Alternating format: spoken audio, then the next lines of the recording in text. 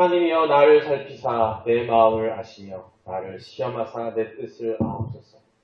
내게 무슨 악한 길이 있나 보시고 나를 영원한 길로 인도하소서. 말씀으로 부르심 받는 시간입니다. 사랑하는 성도 여러분, 지금 이 시간은 주님께서 우리를 초대하시는 거룩한 자리입니다. 우리는 지금 하나님의 말씀 앞에 서 있습니다. 우리를 살피시는 하나님 앞에 숨김없이 나아가기를 원합니다. 하나님은 우리의 외모나 형편이 아니라 마음과 충심을 보시는 분입니다. 이 시간 겸손한 성령으로 하나님의 말씀을 앞에 나아가기를 원합니다. 함께 묵상기도 하시겠습니다.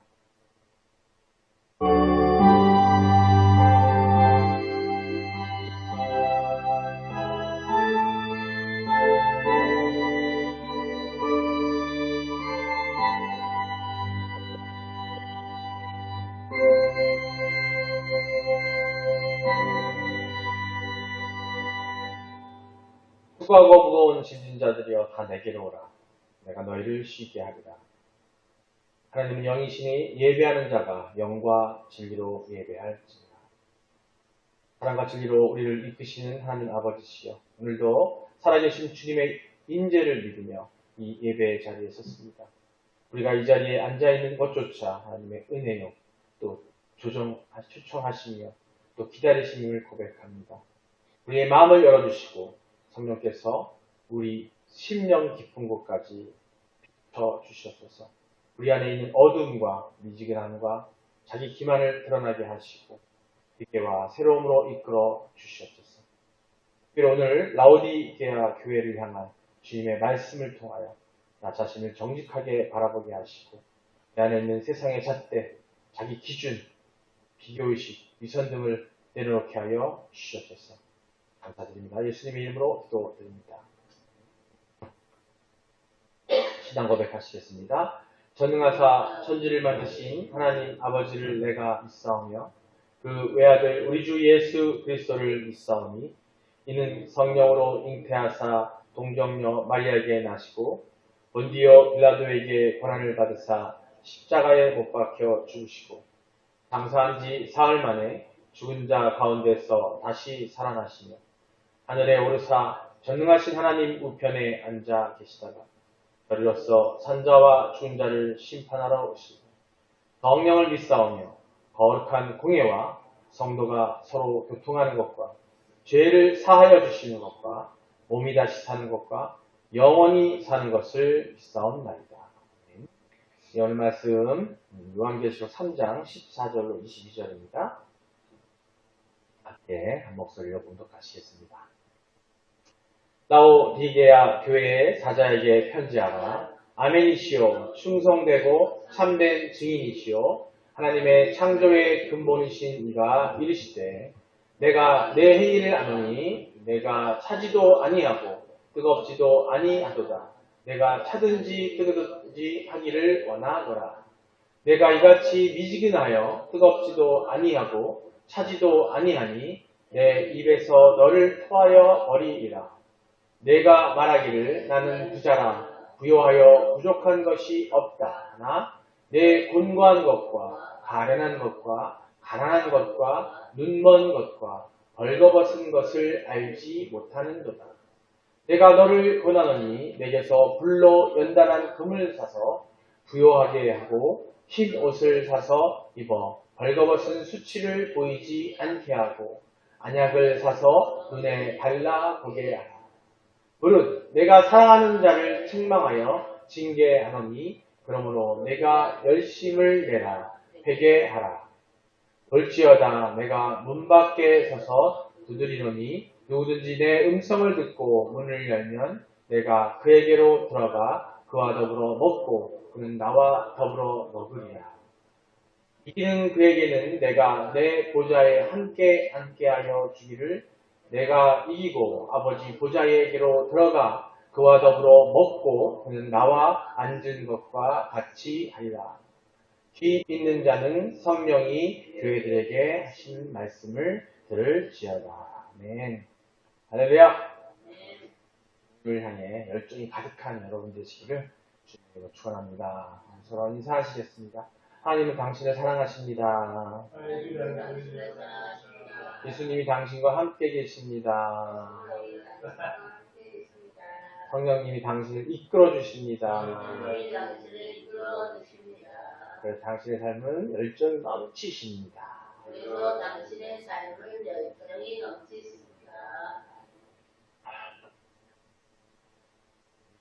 하나님은 기쁨이 넘치십니다. 그냥 확 새 옷도 사고 그죠? 기쁨이 넘치는 것 같아요. 할렐루야, 할렐루야. 야, 오늘 제목이에요. 오늘 제목 한번 읽어볼까요? 오늘 3장 라오디게아 교회의 네 번째 시간입니다. 우리가 라오디게아를 통해서 교회를 통해서 많은 또 하나님의 메시지를 듣고자 하는데 주님의 메시지가 라오디게아 교회는 유독 혼나게만 하는 교회이기도 합니다. 지난주까지도 얘기 나왔는데 오늘 제목은 뭐냐면 같이 한번 읽어볼까요? 시작. 성도는 주님의 잣대로 자신을 평가해야 합니다. 네, 네.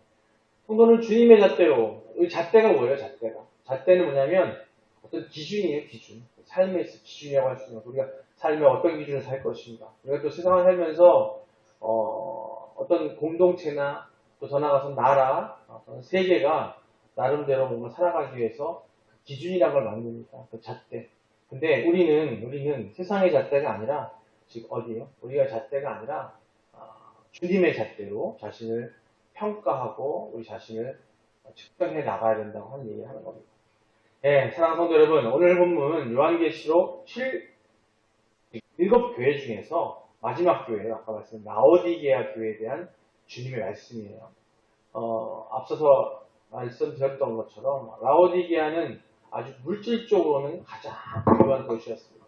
하지만 그 부유함이 오히려 영적인 감각을 마비시키고 또 자기 자신을 거짓된 기준으로 평가하고 또 자아 도취에 빠지게 만들었어요.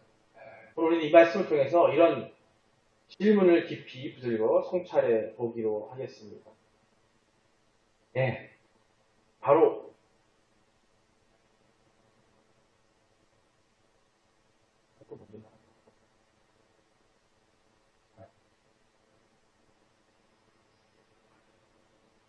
자, 이거 한번 읽어볼까요? 우리가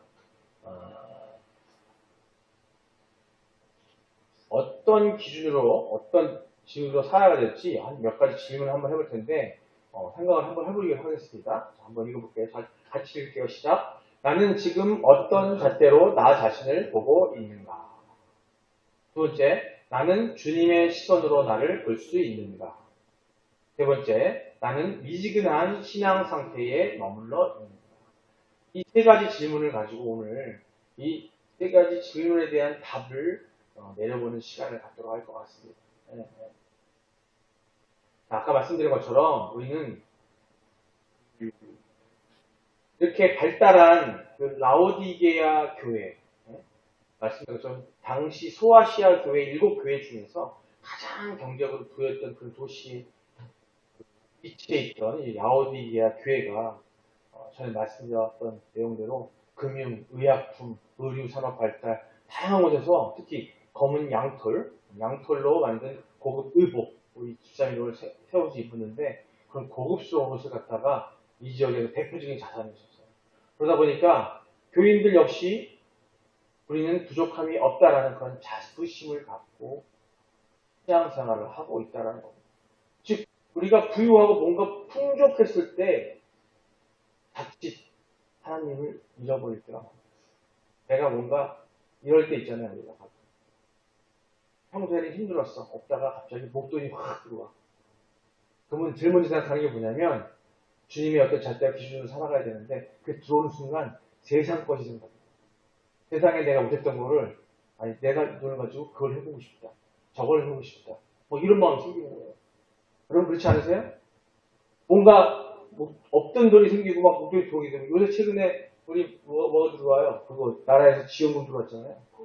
네, 그러면은 평소에 못하는 거로 생각나는 거지. 그게 사람의 모습인 거예요. 근데 그게 그런 단순한 어떤 그런 부를 딱 느끼는 순간, 풍요로움을 느끼는 순간 이렇게 생각하는 것처럼 그랬지만 이 라오디게아 교회는 아주 부족함이 없는 거예요. 5, 7 교회를 중에서 최고로 아주 부족함이 없는 그런 교회가 된 겁니다. 하지만 겉으로 보기에는 모두가 부러워할 만한 교회에 있을지 모릅니다. 교회당도 아름답고 헌금도 넉넉하고 행정도 체계적이고 하지만 주님은 우리 본문 여기 본문 15, 16절을 통해서 그 교회를 향해 단호하게 선언하고 계세요. 내가 내 행위를 아노니 하나님께서 내 행위를 니들 행위를 아노니 너희가 차지도 않고 뜨겁지도 않다. 너희가 미지근함으로 내 입에서 너를 토해버립니다. 우리 지난주에 말씀 나왔던 내용이에요. 15절에. 이것이 15, 16절에 요약되어져 있습니다. 네, 성도 여러분. 오늘 우리에게도 이 말씀이 나와 상관없는 남의 교회 이야기로 들려서는 안 된다는 거예요. 즉, 우리 예배당, 우리 교회만을 얘기하는 게 아니라 우리 한 사람 한 사람 각자가 교회라고 말씀을 드렸잖아요. 나는 과연 이 라오디게아 교회를 보면서 하나님께서 이렇게 책망하셨는데 나는 그 라오디게아 교회가 같지 않은가? 다른 생각해 봐야 된다는 거예요. 지금 이 말씀은요, 이 시대를 살아가는 우리 교회와 우리 한 사람 한 사람에게 주시는 경고의 또 그런 경고와 초대이기도 합니다. 우리 스스로 어떻게 평가하고 여러분 계십니까? 이 내용을 듣고 보니 우리는 스스로 어떤지 한번 평가해 보시는 거죠. 아니, 나 정도면 괜찮은 성도가 아닌가? 주일 예배 드리고 헌금도 꼬박꼬박하고 그래도 내가 할 건 하고 있어. 이런 생각을 하고 계시는 분들이 많으시고 그런 생각 많이 하고 있어라는 거죠. 하지만 한 번쯤 다시 한번 생각해 보자는 거예요. 이런 생각 혹시 우리 안에 있지 않으십니까? 나만의 기준에 나만의 만족이라는 거죠. 하지만 주님은 나는 너를 안다라고 하고 있어요.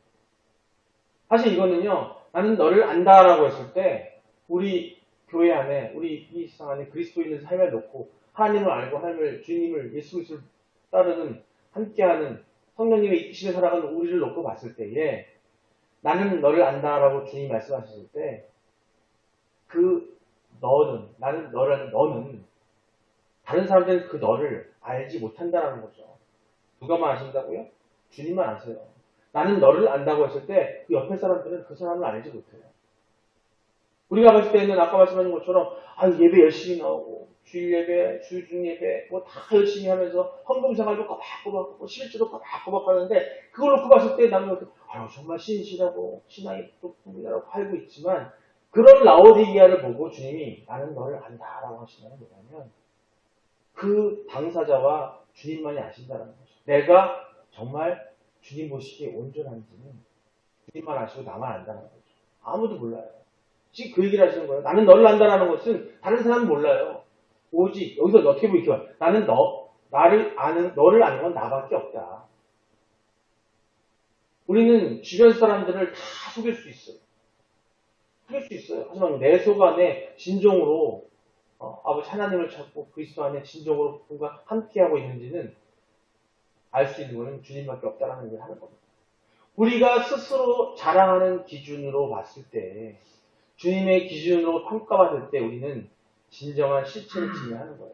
우리가 생각하는, 우리가 주변 사람들 보고 신앙생활 잘하네 하는 그 기준은 인간이 보는 기준, 우리가 교회 안에서도 그 기준이라는 게 있잖아요.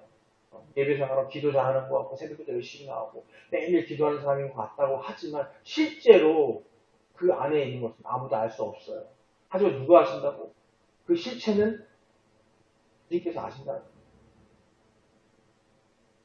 주님의 기준으로 평가를 하잖아요. 그러면은 진정한 실체를 증명할 수 있다는 겁니다.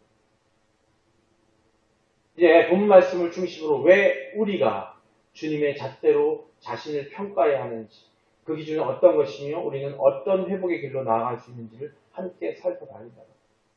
말씀 안에 사실은 기도하고 나와 대화하라고 하시기도 하고 항상 기도하라고 하고 그죠? 말씀을 주말 묵상하라고 합니다. 하지만 우리가 보는 교회에서의 잣대는 라오디게아 교회처럼 그런 외형적인 잣대만으로 평가받을 수 있다는 거죠. 그건 아니라는 얘기를 하는 겁니다. 그게 바로 우리만의 잣대라는 거죠. 우리만의 잣대.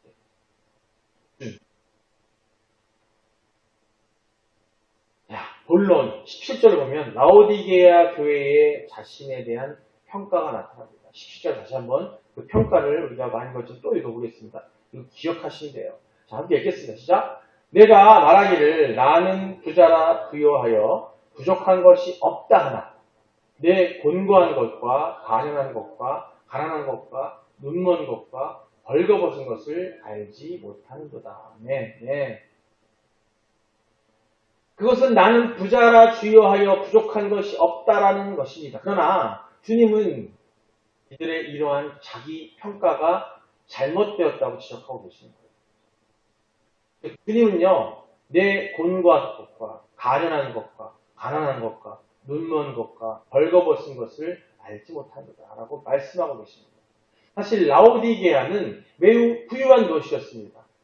이러한 배경 하에서 라오디게아 교회의 성도들 역시 대부분 전반적으로 부유했을 것이라고 추측해 볼 수가 있어요. 그렇다면 주님의 지적이 잘못된 것일까요? 여러분, 만일 그렇게 생각한다면 크게 오해한 거예요. 자, 왜냐하면 라오디게아의 사람들, 그들의 평가가 기준 자체가 이미 잘못되어 있었기 때문입니다. 무슨 말이냐면 그들은 객관적인 잣대가 아니라 자기가 가지고 있는 잣대, 즉 주관적이고 이기적인 잣대로 자신을 평가하고 있다는 거죠. 그래서 자족하고 만족하고 있다는 거예요. 그게 결국 뭐냐면 결국에는 영적 교만의 상태로 가는 거예요. 교만은 뭐냐면 나는 완전하다, 주 앞에 떳떳하다, 나는 제대로 하고 있다라고 거기에 그냥 만족해버리는 거예요. 그게 바로 영적인 교만으로 다를 수밖에 없는 거예요. 그렇다면 그들이 가지고 있었던 잣대란 뭘까요? 자, 라오디게아 사람들의 그 잣대는 세상의 잣대와 별반 다르지 않았습니다. 가장 기본되는 황금제일주의라는 거예요. 황금제일주의. 바로 황금제일주의가 바로 그들의 잣대였어요. 그들은 아마도 자신들의 부의 일부를 하나님께 바치고서는 자신들이 하나님께 큰 것을 바쳤다고 생각하고 영적으로도 부유한 정도라고 착각에 빠져 있었다는 겁니다. 그러니까 그들은 황금제일주의에 젖어 있었기 때문에 물질적 풍요를 영적 부여를 가능케 하는 그 척도로 삼았다는 거예요.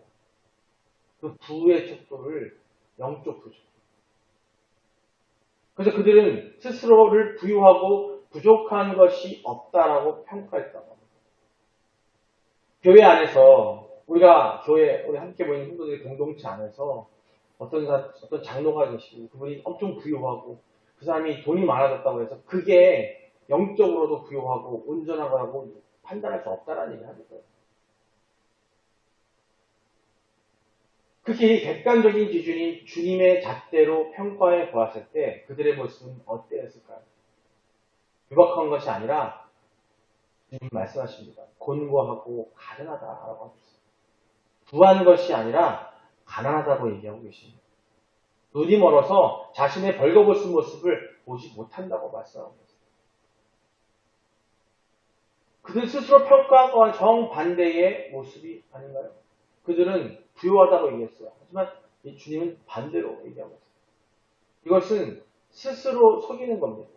사도 바울은 갈라디아의 성도들에게 보낸 편지에서 이렇게 말합니다. 만일 누가 아무것도 되지 못하고 된 줄로 생각하면 스스로 속임이라고 말하고 있습니다. 말씀 한번 보겠습니다. 읽어보겠습니다. 시작. 만일 누가 아무것도 되지 못하고 된 줄로 생각하면 스스로 속임이라. 아멘. 바울은 자신이 영적으로 아무것도 아님에도 된 줄로 착각하는 이들에게 경고합니다. 신앙은 스스로 속이는 것이 아니라 주님의 빛 앞에서 자기의 실상을 발견하는 과정인 거예요.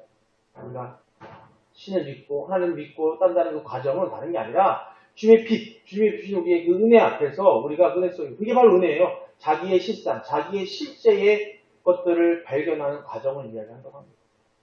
바로 은혜는 바로 그런 자리에서 은혜가 바라는 거고 은혜가 우리에게 임하는 거예요. 바로 회개의 자리에서 임한다는 거죠.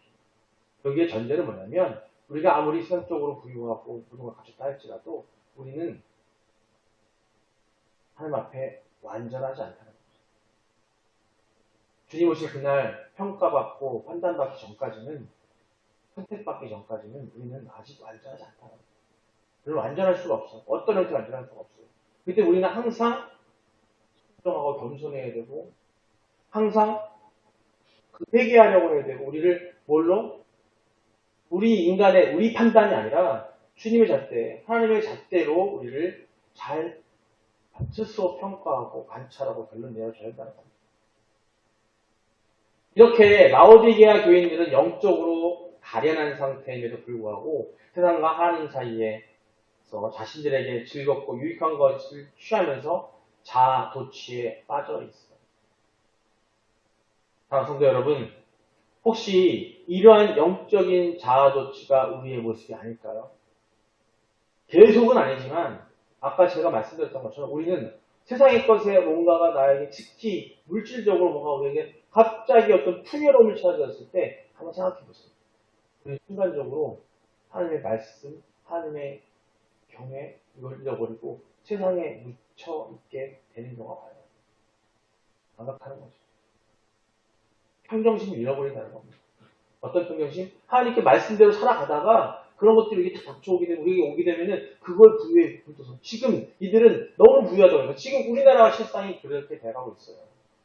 지금 유럽, 미국, 우리보다는 기독교적으로 먼저 시작했고 하나님이 말씀 먼저 들어갔던 것들이 지금 미국도 마찬가지예요. 지금 미국도 마찬가지예요. 미국에 있는 신학교들 있잖아요. 신학교가 안 들어가고 있어요. 학생들이 없었어. 그러다 보니까 그 신학교를 운영하던 분들이 다 외국으로 눈을 돌리고 있어요. 우리나라 기독교가 들어가지 않은 곳에 신학교를 세우려고 애쓰고 있다는 거예요. 그건 뭐냐? 바로 문제라는 겁니다. 이런 영적인 자아 도취가 우리의 모습을 아닐까 생각해봐야 됩니다. 우리는 자신을 돌이켜봐야 돼요. 객관적이고 정확한 주님의 뜻, 주님의 잣대를 가지고 냉철하게 자신을 평가해 볼 수 있어야 됩니다. 그렇다면 우리가 주님의 잣대를 소유할 수 있는 방법은 뭘까요? 우리가 모르지 않아요. 모르지 않는데 그 방법을 행하지 않을 뿐이라는 거죠. 우리 주님은 우리에게 마음을 청결히 할 것을 요구하고 있습니다. 왜냐하면 마음이 청결한 자가 하나님을 볼 수 있기 때문이라는 거죠. 마태복음 5장 8절입니다. 함께 읽겠습니다. 시작. 마음이 청결한 자는 복이 있나니 그들이 하나님을 볼 것이며. 아멘. 산상수훈에서 말하는 팔복 중에 하나입니다. 마음이 청결한 자는 복이 있나니 그들이 하나님을 볼 것입니다. 이 말씀은 하나님을 본다는 것은 단순히 어떤 미래적인 구원으로만 해석하는 건 안 돼요. 나중에 볼 것을 얘기하는 게 아니라 청결한 마음은 지금도 하나님의 음성을 듣고 시선을 받고 자기 자신을 하나님의 시선으로 보는 능력을 가지게 된다는 걸 얘기해요. 이미 우리는 가졌어요. 그 복을 이미 주셨어요. 근데 우리가 청결하지 못해서 그 능력을 발휘하지 못하는 거예요. 청결하지 못해서. 그 청결하지 못함의 가장 이유는 뭐냐면 세상적 가치 기준에 우리가 거기에 빠져 있다는 거예요. 거기에 순간순간 넘어간다는 거예요. 아마 제가 말씀드린 이것을 나는 아니에요. 나는 완전 청결합니다라고 단정할 수 있는 분은 없어요. 그런 사람은 없어요. 그렇기 때문에 우리가 꾸준히 계속 쉬지 말고 기도해야 되는 이유가 바로 그런 거고, 말씀을 읽어서 우리가 그 기준을 잡아서 나를 자꾸 점검하는 게 그게 바로 주님과 가까워지는 방법인데, 그게 바로 청결한 자로 사는 겁니다. 그래야 우리에게 주신 그 능력을 우리가 쓸 수 있고 그 능력을 발휘해서 하나님과 함께 인격적인 만남을 가질 수 있다는 겁니다.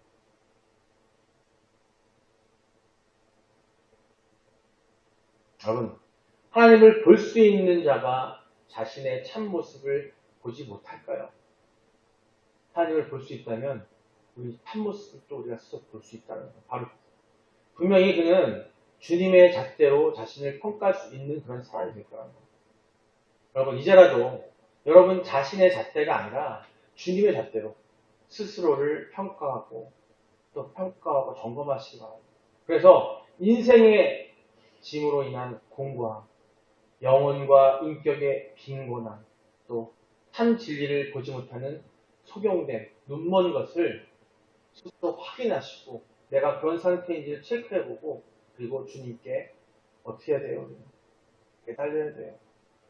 내가 잘났기 때문에 주님께 매달리지 않는 거예요.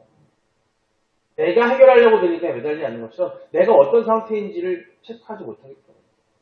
일단 말씀드렸죠? 내가 어떤 상태인지를 알려주는 게 교육 용어로 뭐냐면 메타인지라고 해요. 내가 어떤 상태인지를 즉 신앙적으로도 내가 어떤 신앙의 상태인지를 점검하는 그 메타인지가 필요한데 그 메타인지의 바로 기준이 뭐냐면 인지하는 기준이 뭐냐면 바로 하나님의 말씀이고 하나님의 진리예요. 그걸 우리가 듣고 그걸 깨닫고 나를 점검하는 걸 써야 돼요. 그걸 깨닫고 그거를 나를 점검하는 게 아니라 다른 사람들한테 삿대질하고 다른 사람들의 점검하기 하고 다른 사람들을 갖다가 치리하는 것은 그거는 율법주의예요. 거기에 뭐가 있어요? 사랑이 없는 거예요. 예수 그리스도께서 이 땅에 오셔서 구약에 있는 그 율법도 하나님께 주신 그런 예명들을 갖다가 이름에 사랑으로 이루신다는 뭐냐면 사랑이 없는 가운데 되면 안 되는 거죠. 우리 주신 능력, 우리 주신 은사 또한 그 사랑이 없으면 그건 은사가 아니고 은사가 될 수가 없습니다. 결국 우리는 우리의 잣대가 아니라 하나님의 잣대를 가지고 할 때에 우리가 그때 내 부족함을 느끼고 그때 일단 뭐해야 된다? 매달려야 돼요. 근데 우리가 부족한 걸 모르니까 라오디게아 교회 사람들은 자기네들은 그 부여함을 가지고 하나님께 할 만큼 했다. 난 할 게 없다고 생각하고 난 부여한 게 없다고 생각하기 때문에 그들의 영적인 부족함과 영적인 상태의 문제를 깨달았다면 그들은 매달렸을 거예요. 하지만 그렇지 않기 때문에 매달리지 못하고 있는 거예요. 지금 우리도 그렇고 있다는 겁니다. 순간순간 쭉쭉은 아니지만 내가 지금 가난해서가 아니라 순간적으로 세상적인 어떤 환경적인 것들이 대금지식 금욕적인 것들이 나한테 다가왔을 때 그걸 만족하면서 순간적으로 내 기준이 잃어버리고 하나님을 저버리는 일이 발생하는 이유가 바로 그런 거예요. 우리 다 같이 따라서 한번 고백해 보겠습니다. 하나님께. 따라해보세요. 시작. 주여, 저의 약함을 돌아보시옵소서. 저의 약함을 돌아보시옵소서. 그리고 저를 홀로 두지 마시고 붙들어 주십시오. 저를 홀로 두지 말고 붙들어 주십시오. 우리가 내가 홀로 있을 때 우리는 내 옆에 내가 믿는 누군가 있는 게 아니라 주님과 함께 있을 때 우리가 온전해질 수 있는데 그거를 깨닫기 위한 것이 뭐냐면 즉 그걸 깨달아야 주님 함께 할 수 있다는 거 우리가 갈급하게 생긴다는 거예요. 주님은 이런 가난한 우리를 끝까지 돌보시고 지켜주신다. 그리고 그렇지 못하고 끝까지 세상 속에 속한 자신을 잣대로 스스로 긍정적으로 평가한다면 그는 곧 주님의 돌보심으로부터 멀어지게 된다는 거예요. 이 점을 기억하는 성도가 지혜로운 성도인 줄 믿습니다. 오늘 주님께서 우리에게 주시는 메시지를 주제와 관련 몇 점 말씀을 통해서 정리해 볼 텐데요. 먼저 잠언 3장 7절입니다. 함께 읽겠습니다. 스스로 지혜롭고 여기지 말지어다. 여호와를 경외하며 악을 떠날지어다. 아멘. 이 구절은요, 하나님을 경외하지 않는 자의 자만심을, 교만함을 경고하고 있습니다.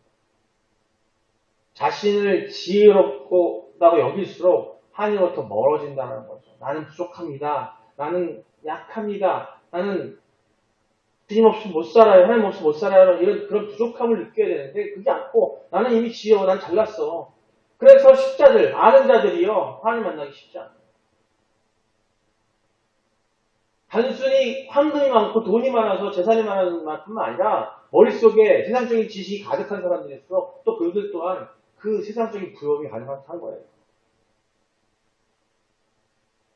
진짜 지혜는 하나님 앞에서 자신을 낮추고 주님의 뜻을 구하는 겁니다.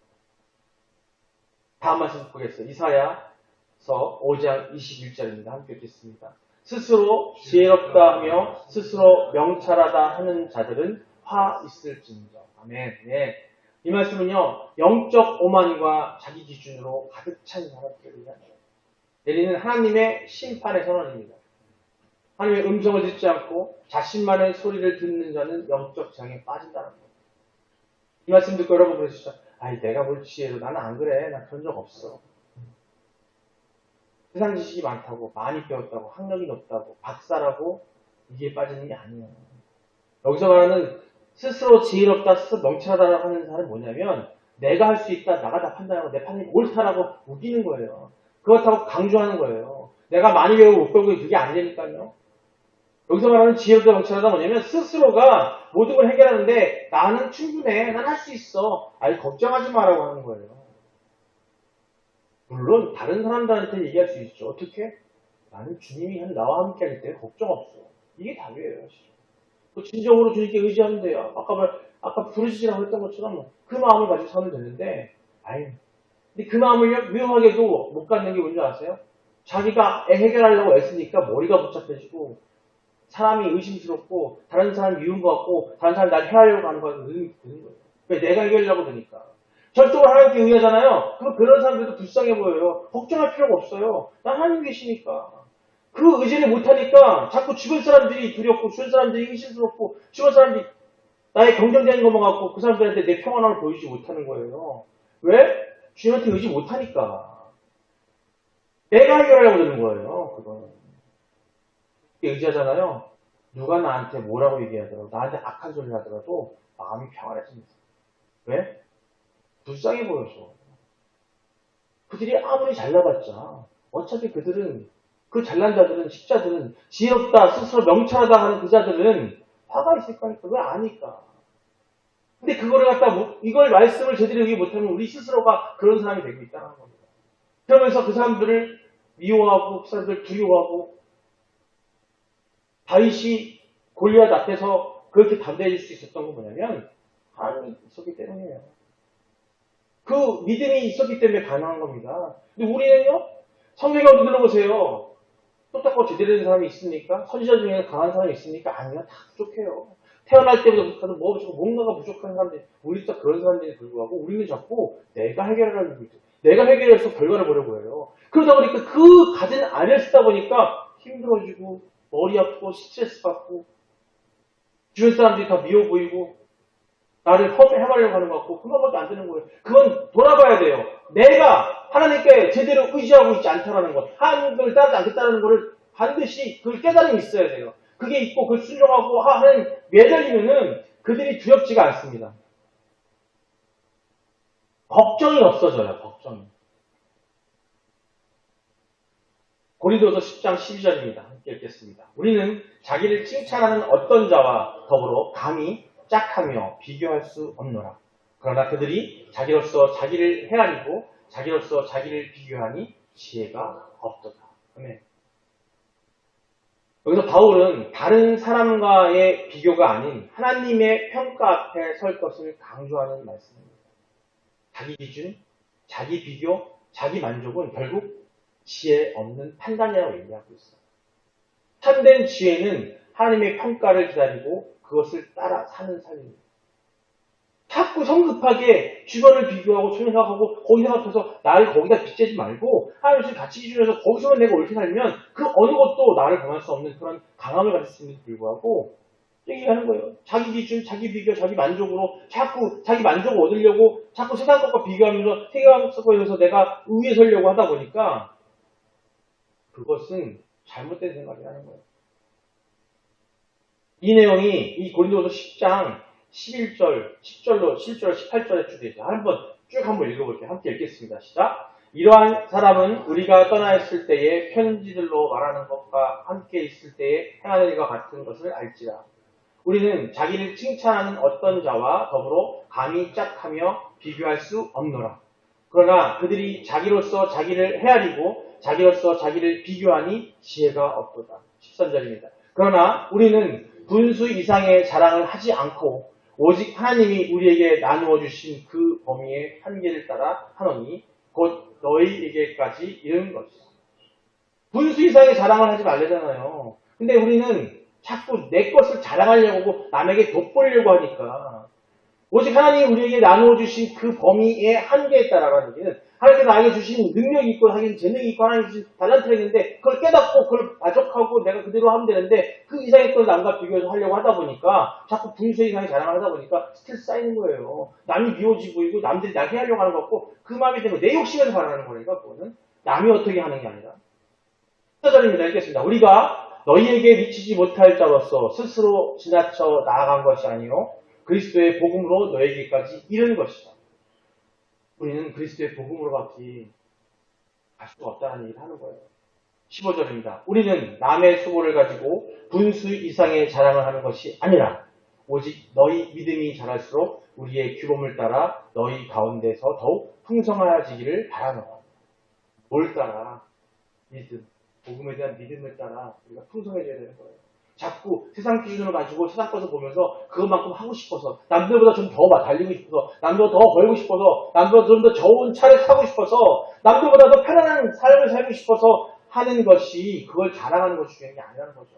그걸 따라가다 보니까 스트레스 쌓이는 거예요. 그들이 나를 그런데 안 되니까 그들이 나를 해하려고 하는 거고 나를 미워하는 것 같고 마음이 들 수밖에 없는 거예요. 그거 다 저버리고 오직 믿음 주님이 주신 그 기준 잣대에서 내가 그 안에서만 살게 되면 어떤 것도 두려울 게 없다라는 걸 거듭 말씀드립니다. 16절입니다. 함께 읽겠습니다. 이는 남의 규범으로 이루어놓은 것으로 자랑하지 아니하고 너희 지역을 넘어 복음을 전하려 합니다. 예, 남의 규범, 남의 기준으로 이루어놓은 것으로 자랑하지 아니하고 그걸로 자랑하지 말라는 거예요. 복음을 전하려 하는 것이 가장 중요한 우리가 그걸 함으로써 우리는 가장 강한 자가 될 수 있습니다. 그러니까 자랑하는 자는 주 안에서 자랑할지어다. 아멘, 아멘. 예, 자랑하는 자는 주 안에서 자랑하라는 거예요. 하나님 말씀 안에서 내가 하나님 말씀대로 정말 하고 있다는 걸 자랑한다고 하는데 사실 자랑할 필요도 없어요. 그런 사람들은요, 진정으로 말씀 안에 살고 있는 사람들은 자랑하지 않아요. 자랑하지 않아도 그게 보여요. 그게 정말 진정한 강자입니다. 진정한 강자. 18절입니다. 옳다 인정함을 받은 자는 자기를 칭찬한 자가 아니요 오직 주께서 칭찬하시는 자니라. 우리는 스스로가 나를 칭찬하길 원해요. 그거 뭐냐면 남들에게 칭찬받기를 원하는 거 뭐냐면 내가 칭찬받기를 원하는 거 뭐냐면 나를 칭찬하기를 원하는 건데 그게 아니라 우리는 주님이 나를 칭찬하기를 기도하고 바라야 돼요. 그걸 어떻게 해야 돼요? 주님 주신 복음, 주님 주신 말씀, 그 진리대로 하나님께 주신 진리에 따라 내가 갈 때에 하나님께서는 우리를 칭찬할 수 있다. 마지막 때에 주님 오셨을 때에 우리를 칭찬하시는 뭐예요? 오직 말씀대로 사는 거예요. 근데 말씀대로 살지 않으면서 자꾸 세상 기준을 따지고 있는 거예요. 지금 라오디게아 교회가 바로 그렇다는 얘기를 하고 있습니다. 사랑하는 여러분, 오늘 이 말씀이요. 여러분 각자의 삶의 거울이 되기를 간절히 바랍니다. 이 3장 14절로 22절, 또 이전에 나오는 많은 교회들의 것들은 뭐냐면 그 교회는 바로 나라고 생각하시고 내가 여기에 어디에 해당하는지를 그 말씀의 잣대를 놓고 나를 판단해 보시고 평가해 보시고 부족하다면 하나님 말씀을 붙잡고 그 답을 찾으시기 바랍니다. 그리고 행하시기 바랍니다. 자신의 내면을 정직하게 바라보시고 혹시 부족함이 없다고 생각하며 안주하지 마시고 혹시 또 외적인 성공과 물질적인 안정에 만족하면서 영적 굶주림을 예면하고 있는지는 여러분 아는지 한번 생각해 보셔야 돼요. 근데 더 속상한 건 뭐냐면 외적으로 부유하지도 않고 성공도 없음에도 불구하고 알량한 그 자존심을 가지고서는 그걸 가지고서는 나는 부족함이 없다고 하는 사람도 있어요. 외적인 성공과 물질적인 안정에 만족하여 영적 굶주림을 외면하고 있지 않는지. 우리는요, 외적인 부유, 정신적인 부유, 지적인 부유, 많이 아는 거, 돈이 많은 거, 내가 모든 걸 내가 다 할 수 있다고 생각하는 거. 이게 바로 외적인 거예요. 진정한 영적인 굶주림을 깨닫기 위해서는 우리가 진리를 보고 말씀을 보고 그 안에서 나아갔다가 그 잣대로 판단해야 됩니다. 주님의 잣대로 자신을 평가하시기 바랍니다. 주님의 말씀으로 잣대를 삼으시기 바랍니다. 그것이 진정한 회복의 시작이고 생명의 길이라는 것을 여러분 기억하시기 바랍니다. 여러분의 영적 상태를 매일 점검하십시오. 또 하나님의 말씀과 성령의 조명 아래서 자신을 세우시기 바랍니다. 회개의 자리, 겸손의 자리를 놓치지 마시기 바랍니다. 그게 어디예요? 예배하는 곳, 하나님이 계신 곳, 말씀이 있는 곳. 또 그 자리가 없다면 내 스스로가 그런 자리를 만들어서 스스로 기도하고 묵상하고 말씀을 통해서 나를 깨닫고 하는 그런 훈련이 필요합니다. 네, 여러분, 우리 주 예수 그리스도께서 여러분 각 사람의 마음의 문을 두드리시고 또 그 문이 열릴 때 함께 거하시고 먹고 마시는 기쁨의 교제를 회복하시기를 주님으로 축원합니다, 여러분. 그리스도의 보좌에 함께 앉게 하시는 영광의 약속이 여러분의 삶의 가운데 실제가 되기를. 스데반이 죽었을 때에 예수님 앞에 나갈 때 예수님이 서서 맞이하셨던 것처럼 우리가 이렇게 살아갈 때에 예수님 우리를 서서 맞이하실 것을 믿습니다. 여러분이 그런 여러분 되시기를 예수님으로 축복합니다. 우리 같이 오늘 말씀을 듣고 우리가 이렇게 기도하기 원합니다. 이렇게 세 가지 얘기했는데요. 미지근한 신앙을 회개하고 다시 뜨거운 열정으로 회복하게 해달라고 기도하시고요. 삶 전체가 주께 드려지는 예배가 되게 해달라고. 또 그로써 우리 각자 한 사람이 그렇게 됨으로써 우리 교회가, 우리 공동체가, 또 우리 가정이, 우리 그리스도인이 함께하는 것이 라오디게아처럼 되지 않게 해달라고 다시 주여 한번 부르고 기도하시겠습니다. 주여! 아버지 사랑의 하나님, 오늘 말씀을 통해서 라오디게아 우리가 성도의 삶을 살기 위해서 또한 내가 오시는 우리의 미지근한 신앙을 회개하고 다시 뜨거운 열정으로 회복해 여기에서 그 잣대는 바로 하나님의 말씀이요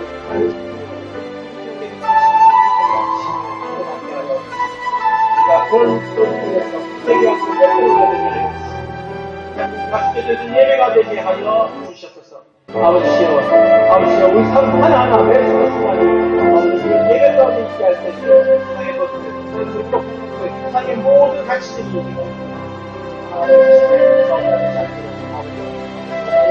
마음을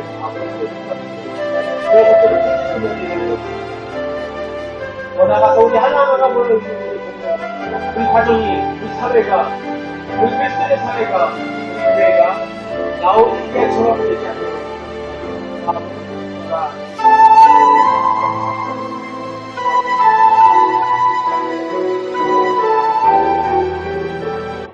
하나님 아버지, 오늘 라오디게아 교회를 향한 말씀을 통해 우리 자신의 신앙 상태를 냉철하게 돌아보게 하시니 너무나 감사합니다. 우리는 스스로 괜찮다고 여겨왔지만 주님의 눈에는 가난하고 가련하고 눈먼 자임을 고백합니다. 주님, 이제 주님의 기준으로 나를 보게 하소서. 청결한 마음을 주시고 은혜의 안약으로 눈을 열어주시고 불로 연단한 금과 흰옷으로 우리를 던혀 주시옵소서.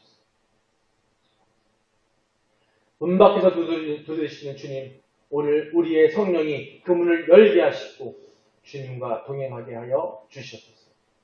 감사드립니다. 예수님의 이름으로 기도드립니다. 주기도로 예배받도록 하겠습니다. 하늘에 계신 우리 아버지여, 이름이 거룩히 여김을 받으시오며 나라가 임하옵시며 뜻이 하늘에서 이루어진 것 같이 땅에서도 이루어지이다. 우리에게 일용할 양식을 주시옵고 우리가 우리에게 지진 자를 사하여 준 것 같이 우리의 죄를 사하여 주시옵고 우리를 시험에 들게 하지 마시옵고 다만 악에서 구하옵소서. 그 나라와 권세와 영광이 아버지께 영원히 있사옵나이다. 아멘.